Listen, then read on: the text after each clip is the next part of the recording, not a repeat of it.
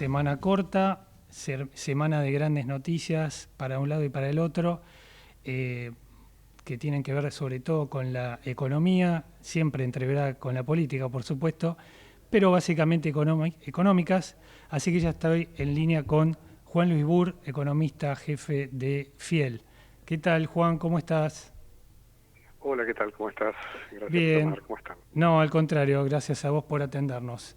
Todo en orden. Bueno, Juan, queríamos conocer tu opinión, tu análisis de esto que estamos viviendo en la Argentina. Estamos teniendo una calma cambiaria bastante marcada, con un dólar que parece que no para de bajar. Eh, Está volviendo ya prácticamente a los niveles previos a las elecciones que habían disparado. Y cuando esto sucede y se mantienen los niveles de inflación, incluso ahora un poquito más elevados que en aquel entonces, vuelve todo el tema del debate por el si hay atraso cambiario o no. En el medio, un sector productivo que está mostrando señales muy complicadas. Se puede debatir si era el proteccionismo sí, el proteccionismo no, pero bueno, tuvimos este cierre sorpresivo y ruidoso de la planta de FATE, casi 1000 personas en la calle. ¿Cómo ves esto? ¿Puede haber nuevos casos? ¿La competitividad de las empresas argentinas está muy complicada con este tipo de cambio?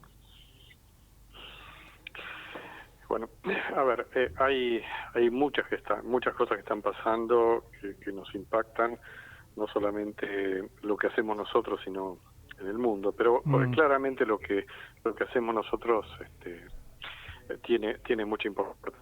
Vos hablabas, por un lado, del dólar. Bueno, el dólar responde a un escenario digamos, de tasas de interés domésticas que mejoran respecto de las expectativas que puede haber del tipo de cambio de corto plazo. O sea, si la gente cree o los mercados creen que el tipo de cambio en el corto plazo no va a rebotar y tenés una tasa de interés relativamente alta, bueno, tenés lo que se llama carry trade. claro. Eso en el fondo no es que entre mucha plata, sino que simplemente se dejan de comprar dólares y se mantienen pesos.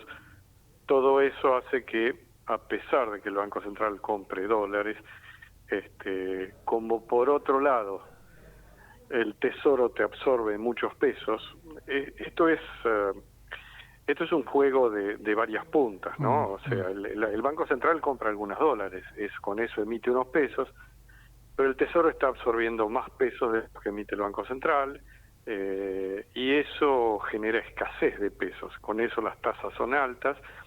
En fin, el combo que tenés es una situación de que recomienda de corto plazo no comprar dólares, y eso es lo que claro. hace la gente y los mercados. ¿Y cuán Ese sólido es contexto, este esquema, sí, Juan? bueno, Sí, son cosas que en algún sentido, a menos que sea un movimiento de largo plazo, es, como siempre, es pan para hoy, hambre para mañana. mm, mm, A ver, si tenés unas razones fuertes para que el tipo de cambio se aprecie, bueno, ok, eso es sólido. Por ejemplo, si tenés grandes mejoras de productividad en la economía, porque cuando vos tenés mejoras de productividad, digamos, podés competir mucho mejor, aún con tipo de cambio más bajo. claro.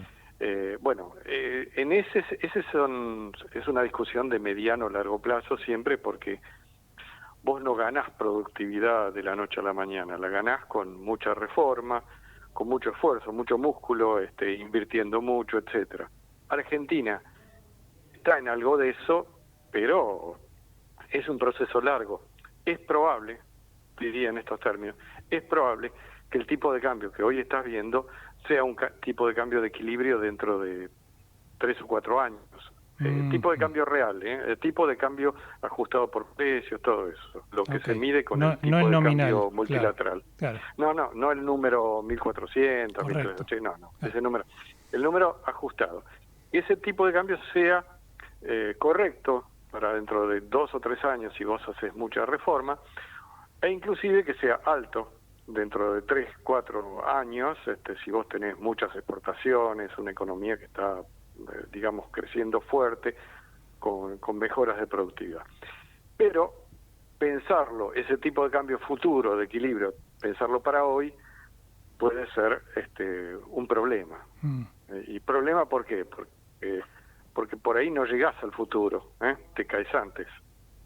Claro, porque estas reformas que vos planteás llevan tiempo, por ejemplo, la reforma laboral que se acaba de aprobar, la ley de reforma laboral que se acaba de aprobar, lleva tiempo ver lo nuevo y mientras va habiendo cimbronazos como esto de FATE, por ejemplo. Sí, la reforma laboral tiene un impacto relevante, sobre todo para empresas nuevas. Una empresa nueva que entra en el mercado puede, por ejemplo, negociar convenios colectivos, a lo mejor con los empleados nuevos, etcétera. Eso es mucho más difícil en una empresa ya instalada. Claro. Te va a generar conflictos, eso vas a tener conflictos. Pero en cambio en una empresa nueva, que vos contratas gente, etcétera, podés llegar a un acuerdo eventualmente y tener un convenio nuevo, más flexible, o podés, y no tenés ninguna duda sobre, digamos, el régimen que rige para todo el mundo, es la nueva ley.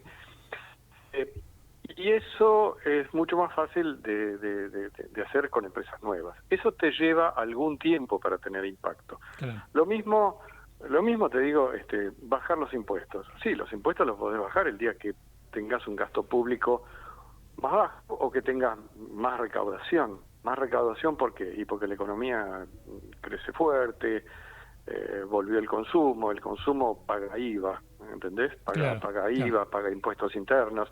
Entonces, cuando rebota el consumo, típicamente todo el gobierno, los gobiernos están contentos porque rebota el consumo. No solamente hay un poco más de actividad, sino que recaudan más de ingresos brutos de las provincias, los municipios, recaudan más del IVA, impuestos internos, la nación.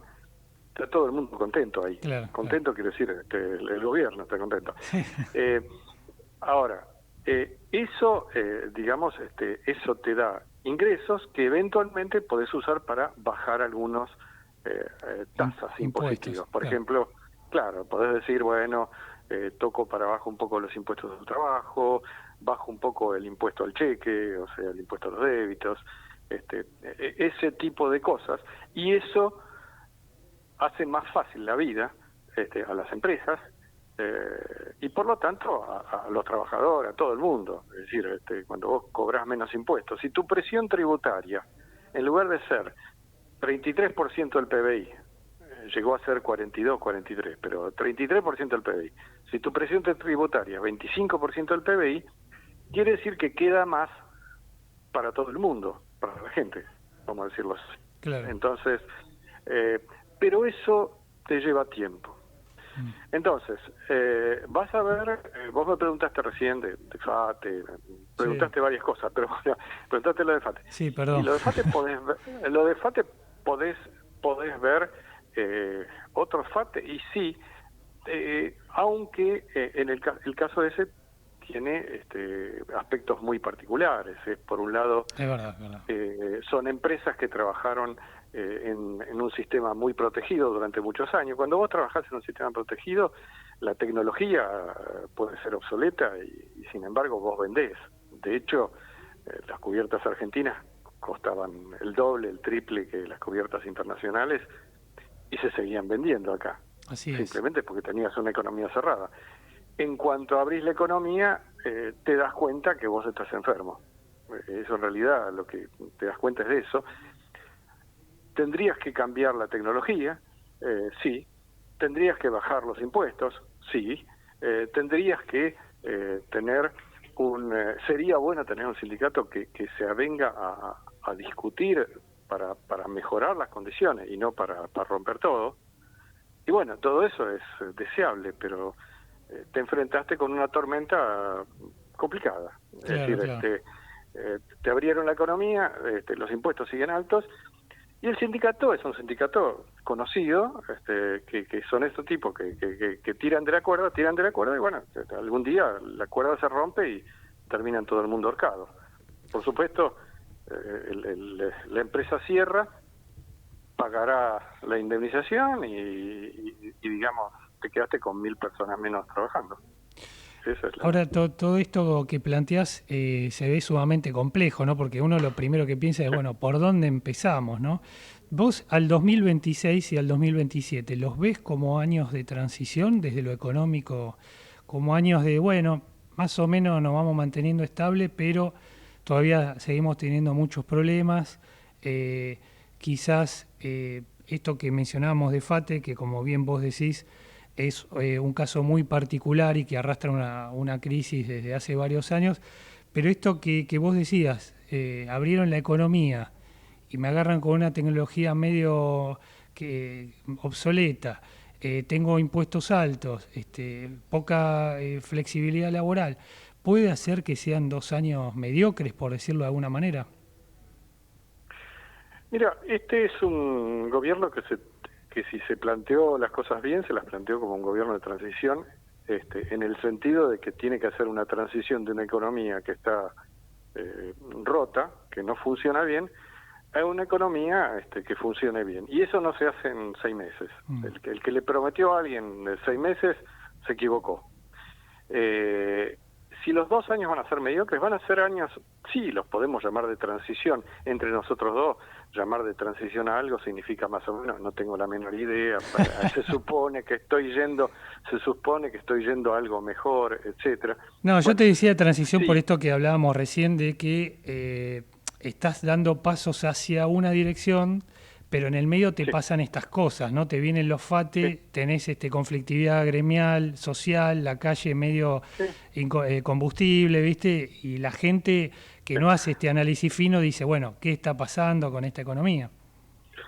Totalmente de acuerdo, pero a ver, José Luis, digamos, ninguno de nosotros pensaba que una reforma laboral era una cosa sencilla. Yo hace 50 años que estoy Así es. hablando de flexibilidad laboral y digamos, y enfrente tenés gente que te tira con todo. Entonces, pensar que esto es un cuento de hadas, bueno, estás equivocado, punto.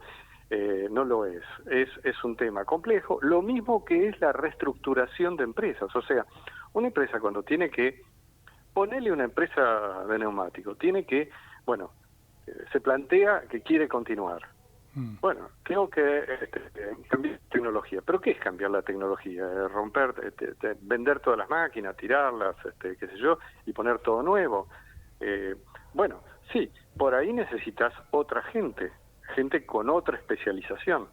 Es decir, no solamente son los fierros, sino por ahí son las capacidades. el know-how, claro. Eh, Ah, y por otro lado, la pregunta que tenés que hacerte es, te están diciendo que van a bajar los impuestos, pero resulta que es algo que se viene diciendo desde el 2023, ¿no es cierto? sí, Y lo que bajó es el impuesto inflacionario, lo que bajó es el impuesto país, lo que bajaron son algunos impuestos, pero ocurre que por ahí a vos como empresa particular, te pega más, qué sé yo, por decirte algo, ingresos brutos de la provincia de Catamarca o de Buenos Aires. Y no te lo bajan.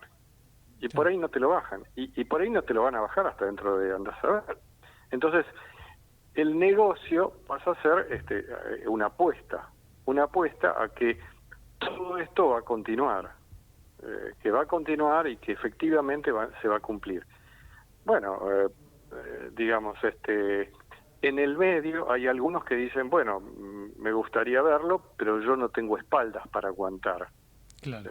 Quizás alguna empresa tiene espaldas, alguna empresa internacional tiene espaldas, quizás alguna empresa nacional tiene espaldas, pero no todo el mundo tiene espaldas, porque de hecho en estos últimos 2 años han estado aguantando también.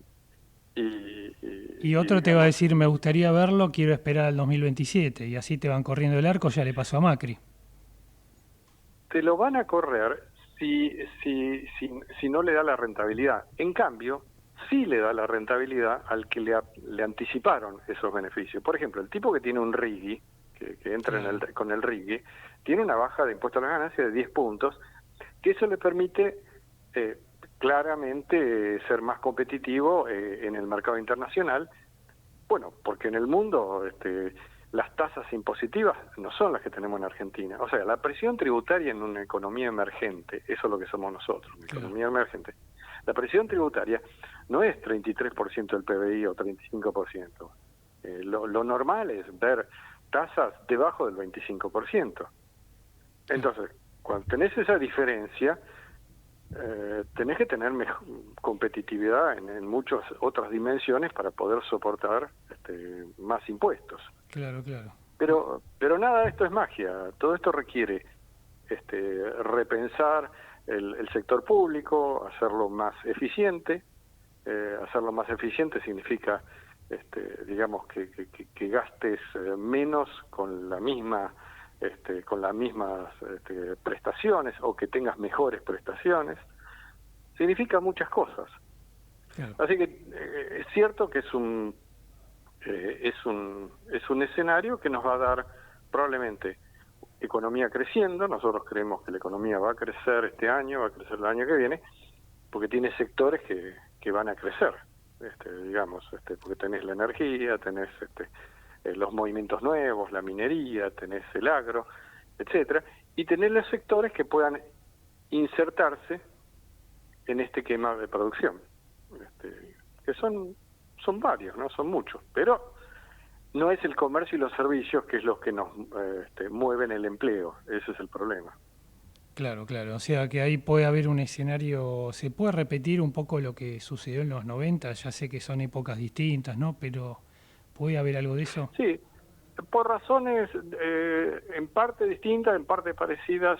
Sí, en los 90 fue toda una década, acordate, no estamos hablando de un año o 2 años, No, fue claro. toda una década de ajustes y ajustes. Al final de los 90, para el 98, 99, la mayoría de las empresas se habían logrado digamos, invertir en tecnología nueva, se había importado mucho capital nuevo. No te olvides que veníamos de las cavernas en materia de comunicaciones, veníamos de las cavernas en materia de energía. Es decir, hicimos muchas transformaciones en los 90 que dieron productividad global a la economía.